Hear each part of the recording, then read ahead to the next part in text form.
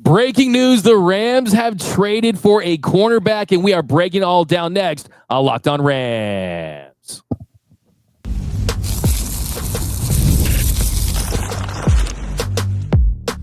You are Locked On Rams, your daily Los Angeles Rams podcast, part of the Locked On Podcast Network, your team every day.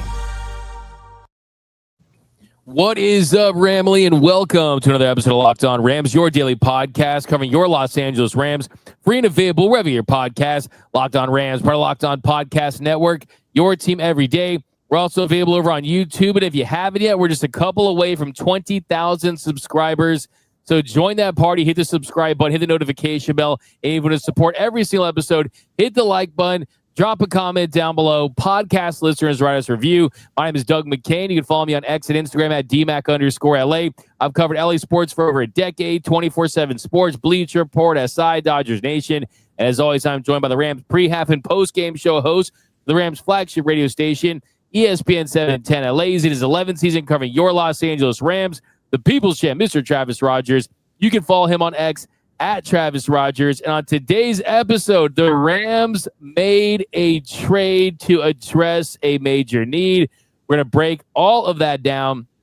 But first, today's episode of Locked On Rams brought to you by Gametime. Download the Gametime app, create an account, and use code LOCKEDONNFL for $20 off your first purchase. All right, Travis, we've been talking about possible trades and whether the Rams would address the cornerback situation with Akella Witherspoon out till probably week 14 or 15, dealing with that broken clavicle. Kobe Durant and Darius Williams and Emmanuel Forbes have played better of late, but they did make a move. Adam Schefter tweeted, trade. Titans are sending cornerback Roger McCreary to the Rams for a conditional 5th and 6th round pick swap per sources.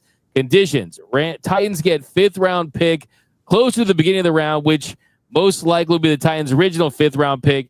Rams receive the 6th round conditional pick that is close to the end of the round. Titans currently have 3 6th round picks. So basically, it's almost like you're getting the pick back from the Ernest Jones trade. But Travis, what is your reaction to this trade?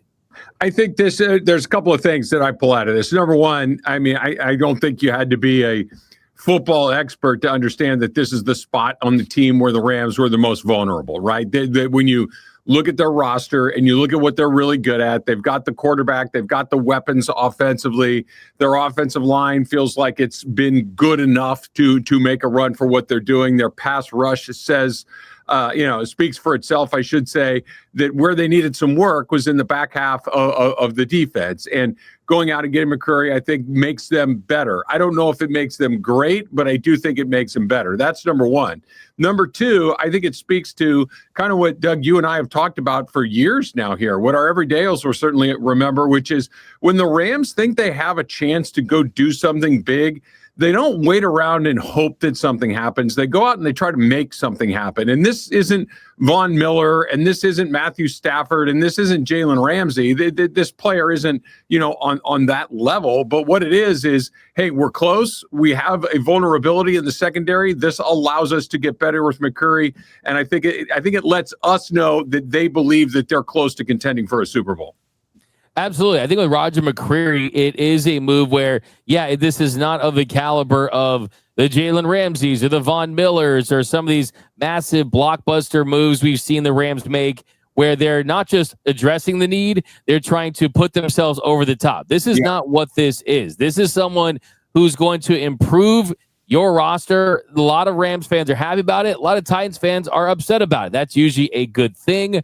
But if you look at just who he is as a player, it's a low risk, high reward move for the Rams. I mean, he's a impending free agent. He has a $4.617 cap hit for 2025.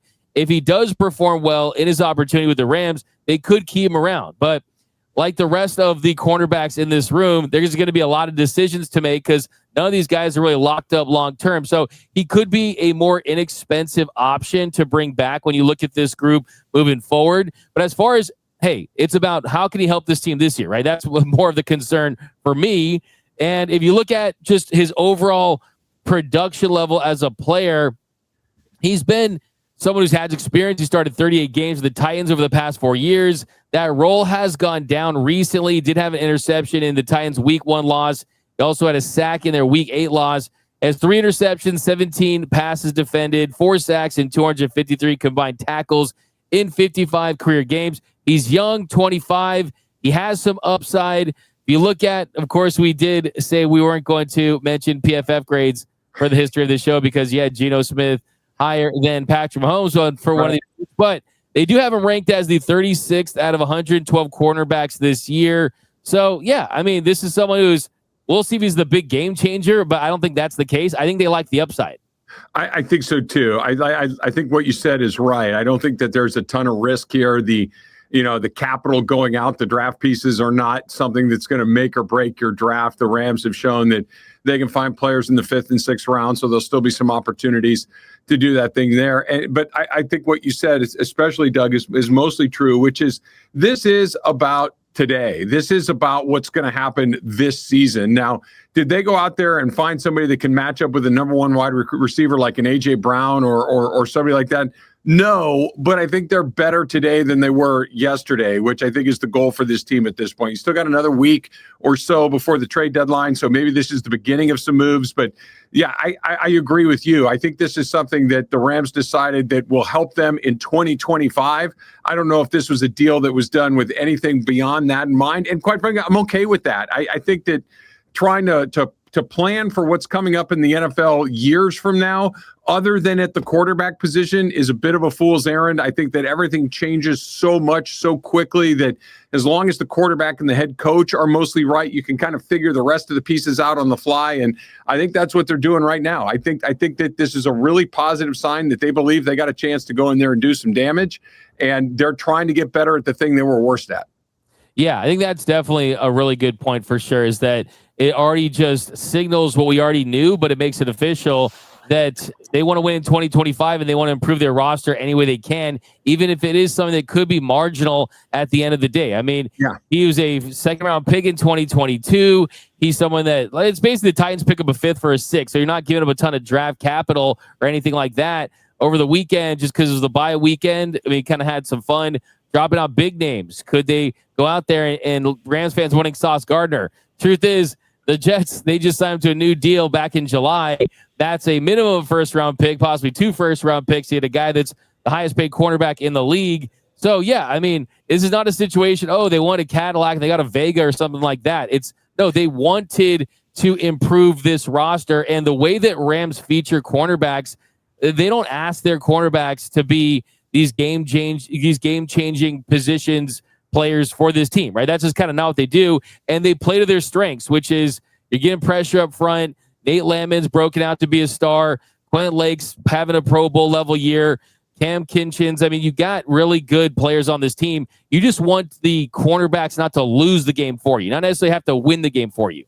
Yeah, to kind of extend your car analogy, it's not a Corvette or what they added is another, 95,000 mile an hour Toyota Camry. It's pretty good. Yeah, it's fine. It's going to run for a long time. It's going to get you to and from where you need to go every day.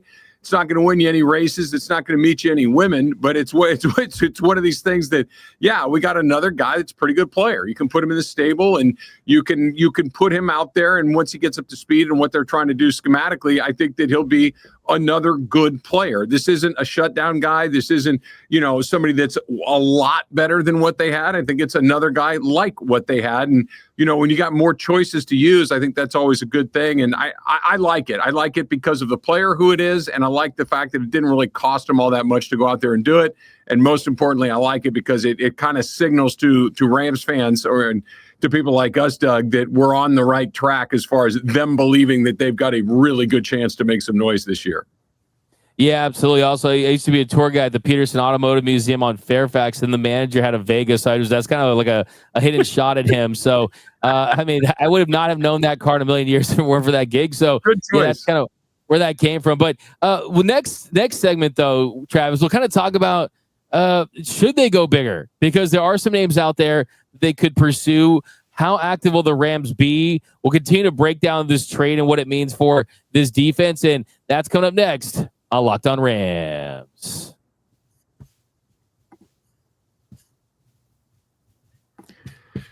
All right, this episode of Locked On Rams is brought to you by Prize Picks, where you and I make decisions every single day. But on Prize Picks, being right can get you paid. So don't miss any of the excitement this sports season. I mean, we got a crazy sports equinox going on right now. So maybe you're an NFL guy tonight, an NBA guy tonight, Major League Baseball tonight, NHL, or all of the above. There's no better time to jump in on the action. If you haven't tried yet, Prize Picks is the simplest way to play. All you have to do is pick more or less on at least 2 player stats, and if you get them right, you win. It takes less than 60 seconds to make your lineup, and you can play anywhere Prize Picks operates. That includes California, Texas, Georgia, and many, many other places, right?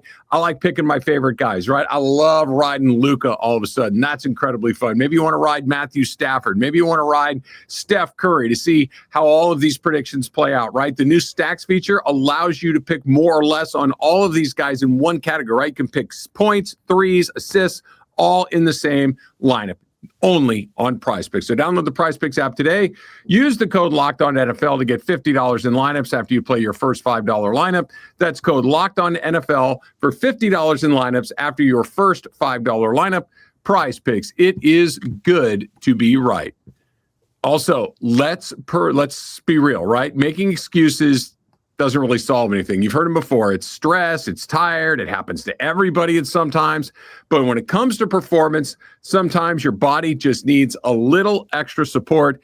And that's where Rugiet comes in, right? Rugiet.com offers fast-acting, doctor-prescribed treatments for ED designed to help you stop making excuses and start making some moves, right?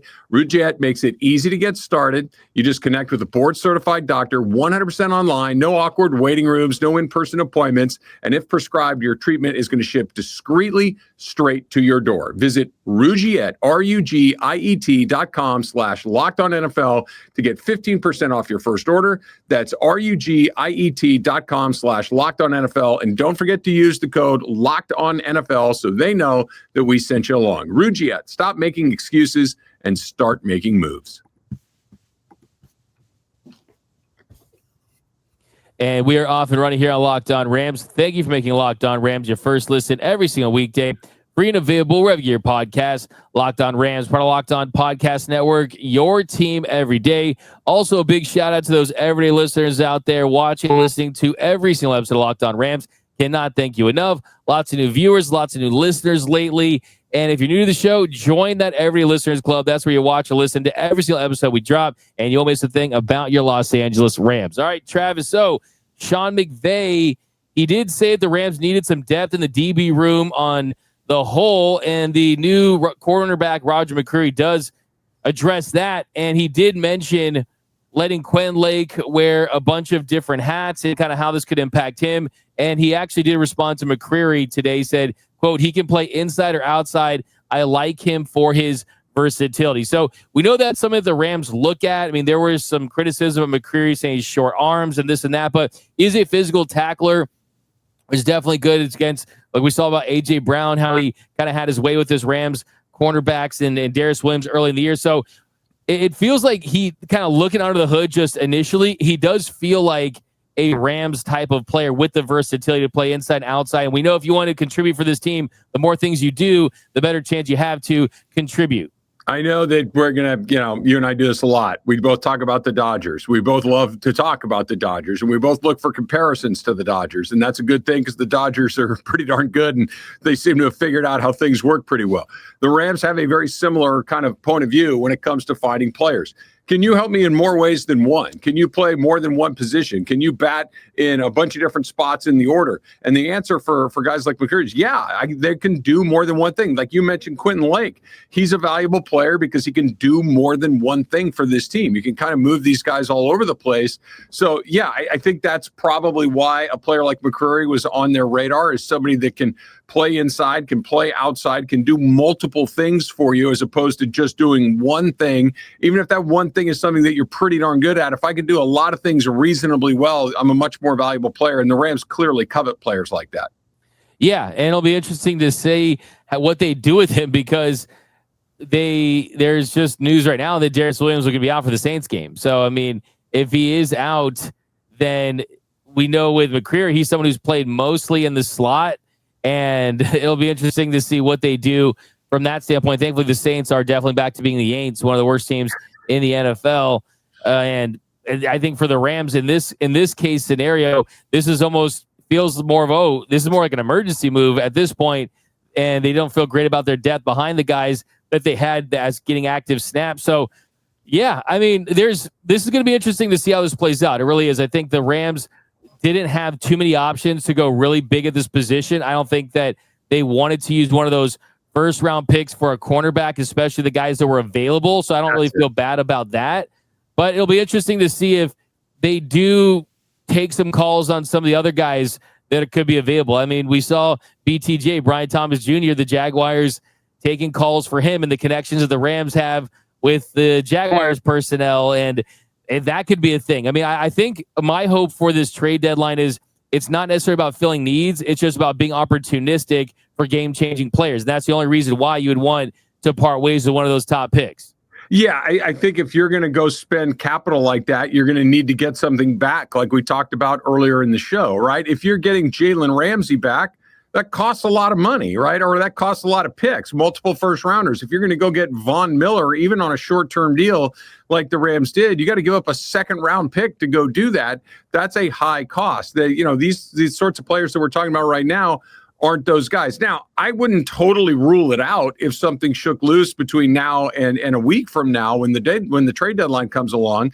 We'll see. There could be some clarifying moments across the league in week, what would it be, 9 next week, and all of a sudden you get, another team drops out, another team loses a player somewhere else, and they know they're cooked. They might try to offload some guys, and maybe the Rams do come in with some of those more valuable assets like that second first-round pick they have. I always thought that when they made that deal last draft was to do something at the deadline in the event that they needed to fill a hole. Now, they don't have a huge hole right now, but they have a weakness, I think, in the secondary. And I don't know unless somebody really unexpected comes loose, I don't think there's a first-round pick caliber player out there. So I think they may hold on to it. But never say never with these guys. They've been very aggressive, and who knows who decides their season shot at the end of next Sunday. It could be, you could throw 2 or 3 more teams in there. We never know. Yeah, that's absolutely going to be kind of the approach I think they will have. And I think in this case, McVay did say for Darius Williams that it's a shoulder injury. It feels like the expectation is that it would be just a 1-game absence as a worst case scenario, but you definitely kind of hate to see that, especially with how well Williams has played in those zone coverage snaps, and that's what the Rams play mostly. He's been pretty, kind of under the radar, really, really productive and having a lot of success in those situations. So this does feel like a move that's almost a reaction to Darius Williams and having to miss this week. And the slot thing's interesting just because is he playing in the slot because that's where he plays best and he's not as good in the outside, or because you look at the way Lake's playing and the guys they have in that role, I think you need more help on the outside, if anything else. Yeah, I do too. They're still vulnerable to a big physical wide receiver. I know you've said it once, I've said it once. We've both kind of gone back to it, but it was the one point in the season where I think you looked at it and you went, oh man, that we got a problem, which was AJ Brown when they started to go to him, and even Devonta Smith a little bit there in the second half of that Philadelphia game, where if you have a big, strong wide receiver like that, and they just start, feeding those guys the ball, how do you stop that? Well, I don't know if we have an answer to that, whether that's Philadelphia, whether that's Detroit. Mike Evans being out with that broken collarbone, that may not be something that happens, down the line, but we've seen it before. They're going to have to run into some of these big wide receivers, and right now they don't have an answer for it. I keep flashing back to what happened in Philly, and like you said, D-Mac, on the outside like that, they still feel like they're susceptible to that. Yeah, absolutely. And I did a show because one of the weekend ones, we're talking about Alontae Taylor, the guy for the Saints, as a possible option, kind of a bigger name than this, but it kind of go back to the Dodgers thing. It's kind of interesting, right? I mean, you look back at the trade deadline, there was this disappointment. They didn't go out there and get one of the big closers available. You didn't go out there and get a Mason Miller or Duran, and you ended up with Alex Call and Ben Rortvedt and a reliever that did not even pitch for them in any real way in Brock Stewart. And everyone's like, oh, the Dodgers, they should have been more aggressive at the trade deadline. And then Roki Sasaki emerges, and they're 3 games away from a World Series title. of course, baseball is extremely different than football, but do you think that the Rams, based on where their window is at, where you have Matthew Stafford playing at an MVP level, there's no guarantee that he's going to be back next season. There's no guarantee that he is not going to fall off a cliff at some point. I mean, I think he is going to play another year. I still think he'll be successful, but we know for sure that he's really good and playing at a top 5 level right now. Do you think the Rams would regret it if they didn't do something a little more significant to bolster this roster? Because I don't care how good your roster is, it can always get better. And when you have the war chest that they do have because of trading out of the first round last year, it sets them up to do something that a lot of teams around the league can't do at this point. Now, you look at the names out there, there's not too many guys that make a ton of sense for them, but then the same token, I mean, Von Miller came out of nowhere too when they made that deal. Yeah, I think it'll be interesting to see what they do as we get closer to it, because I keep coming back to this, and maybe it's just me being optimistic about where the Rams are, or maybe I'm right. I don't know. First time for everything, I guess. There's no best team in the league. There really isn't. Like, you look around, and depending on which week it is, I mean, you look at the records, it's telling you that the Colts are the best team in the league. Okay, they're not particularly scary to me. Kansas City feels like a different team than they've been in the past. You look at Buffalo, and I know these teams I'm all talking about on the other side, but Green Bay, Tampa, Philadelphia. You look in your own division with San Francisco and Seattle. Like, there are a bunch of pretty good teams, but I don't know if there's anybody that's great. So that piece that you're talking about, like a Von Miller type of player, just a really high impact guy, maybe even at a spot where you don't have a ton of need, could really kind of swing it to where you're one of the good teams to you are the best team. And maybe they'll do something like that, because I'm with you. I don't think that this was the play to try to go, just kind of sit around and wait and see. The quarterback, of course, is the big unknown, right? I hope Matthew Stafford's back another year, seeing what we've seen so far this year. But eventually, they're going to have to package some of those picks and try to go get a quarterback near the top of the first round. But I'm not in any hurry to shove Matthew Stafford out the door. So if they held on to those picks for another year or so and then tried to do something, I think everything's on the table. But knowing that no one's great, I think, informs their ability to go for it, because I think just a little bit of improvement could take you a lot of bit out of the front of the pack. Yeah, I think that's what you want to hear, that everything is on the table. And if nothing does happen, I don't think there'll be this big gasp of disappointment, like it's over or anything like that, because this is still a really good quality football team. And I do think, too, Roger McCreary is going to be a popular Ram if things work out. I mean, I think of what they wanted from Trey Tomlinson a couple years ago and what they thought he had the potential to be as a physical, aggressive corner that's not afraid to go up there and make plays and disrupt things. He has that, and I hope that they unleash him and allow him to make plays in those situations. So, yeah, it's going to be fun to watch, and you always have to trust the Rams scouting, too, and kind of player development and trying to optimize what he has. So this could be one of those, under the radar to most teams' moves, but kind of as the season develops, if you get the best version of him, it could be an upgrade, and that's what we're asking for, an upgrade. Yeah, and I like what you said there. I don't think anybody is questioning their desire to be aggressive, right? We've seen them be aggressive. We know that they're willing to make moves to improve the team. We've seen it, there are multiple examples over the Sean McVay era, over the Les Snead era. They're an aggressive team. They're one of the few teams that's usually active at the trade deadline. But I also don't think they do stuff just to do it. So if this is kind of their move, if this is where we land, I think it is similar to that Dodger thing. It's more like there wasn't anything out there that we were dying to have and we were willing to pay a premium for. So if they sit tight, I think I'm okay with that too. But I also don't mind them taking a swing if they get a chance, because most of the swings they've taken have hit.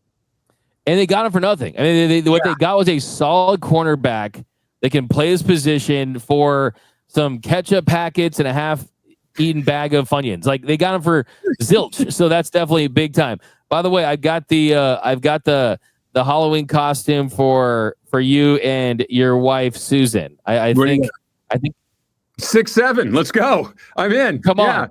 There you go. It's an easy. You could DIY it. It'll be your kids would love it. I think it'd be awesome. But coming up next, more on the Rams trade deadline. That's coming next on Locked On Rams. The NFL season is here, and honestly, there is nothing better than being in the stadium surrounded by fans, cheering on your own team. But let's be honest, getting tickets can be a drag, right? Between queues, login screens, prices jumping at checkout, it can be incredibly frustrating. That's why I like to use Gametime, the app that gives the advantage back to fans. Gametime is fast, it's easy, it's backed by the Gametime guarantee. You're always going to get 100% authentic tickets delivered on time and at the best price. Plus, all the fees are included, so the price you see is the price you made. And the app makes it super simple. You can see your exact view from the seat before buying, and it's faster, it's cheaper, it's way less stressful than any other way that I've ever bought tickets. And I'll tell you what, having all of this stuff up front, you ever do that thing? It's like, oh, I like that ticket, I like that price. Click, click, click, and then right before it's time to check out, the price goes through the roof. Not with Gametime. The price you see is the price you pay. So downtown the Gametime app today. Create an account, use the code LOCKEDONNFL for $20 off your first purchase. Terms do apply. Again, that's promo code LOCKEDONNFL, LOCKEDONNFL for $20 off. Swipe, tap, ticket, go. Download Gametime today. Also, the NBA is back, and there's no better place to get in on the action than FanDuel, the official sports betting partner of the NBA. Let's say that maybe you miss the start of the game. You're okay. You're still in. Let's say you see somebody that is absolutely going off. What up, Austin Reeves, the other night? FanDuel has live bets on everything for who will score next to fourth quarter comebacks. Plus, you can even combine your live bets into a same-game parlay for a shot at even bigger payouts. It keeps every game exciting, especially when your team is making that late push to get back into it, and you know that you're going to be on the right side. So right now, FanDuel is giving new customers $300 in bonus bets when your first $5 bet wins. So head to FanDuel.com to sign up and play your game with FanDuel, the official sports betting partner of the NBA.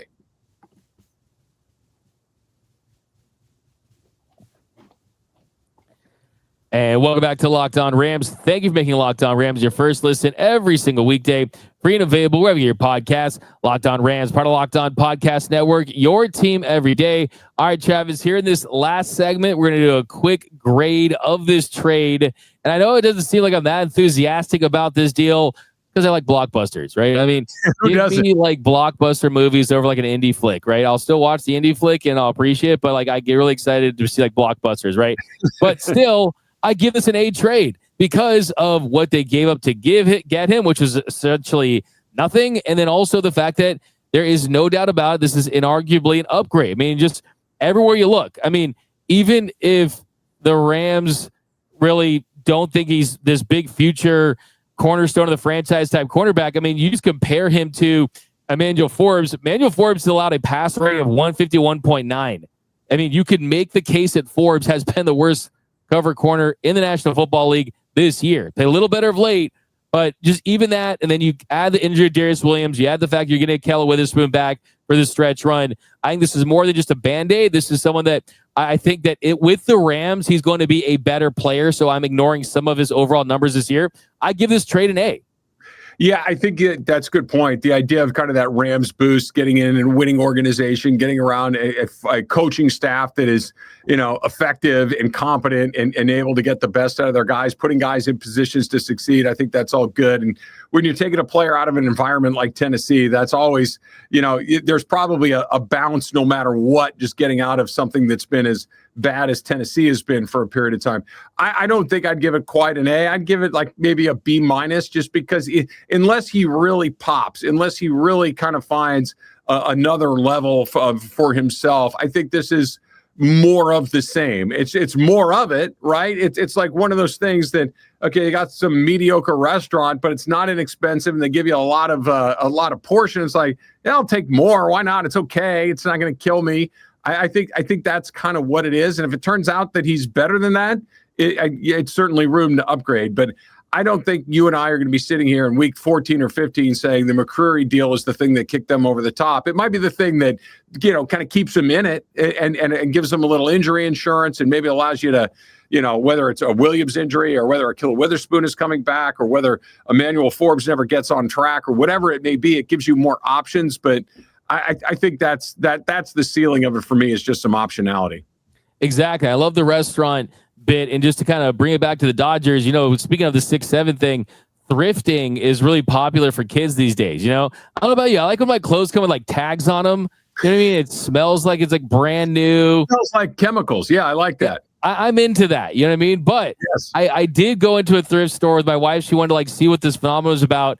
And guess what I got? A Juan Pierre Dodgers jersey. It cost me $6. So yes, is this like the best jersey? No. Is this the best Dodger? No. Was it in great condition? Absolutely not. But it was like $6 for a Juan Pierre jersey. So I still get that an A because of what I had to give up to get that jersey. Number 9? Yes. Yeah. Okay, good. Yeah. We love a Juan Pierre. I mean, you could say that that he was a not the best signing, but still, I mean, he was a fun player. You loved some Juan Pierre, and it just goes to show it's all about what you had to give up to get that thing. And the Rams have to give up a lot to get that thing, and that thing is a major upgrade. And he's much more important than a Juan Pierre jersey. Like you know what I'm saying? So it is more important than a Juan Pierre jersey. I'd say he's the equivalent of an Andre Ethier jersey. There you go. Yeah. Hey, shout out to Captain Clutch for sure. No doubt about it. But there he goes. We got the great Travis Rogers. You can check his show out today. DeMarco and Travis. I'm sure they'll be talking lots of Dodgers. Locked On fans. They got Locked On Dodgers with him and Harry Ruiz. I'm sure he gets hats at thrift stores too. I mean, he has to find somebody to get those hats. I mean, he's got all the hats, right? Well, he wears a lot of hats, so to speak. He's got them all. But he has a new one every week. Yeah, for sure. Yeah, absolutely. But that is going to do it for this episode of Locked On Rams. My name is Doug McCain. You can follow me on X and Instagram at DMAC_LA. And you can follow the People's Champ, Mr. Travis Rogers, at Travis Rogers. And until next time, whose house? It's Locked On Rams house.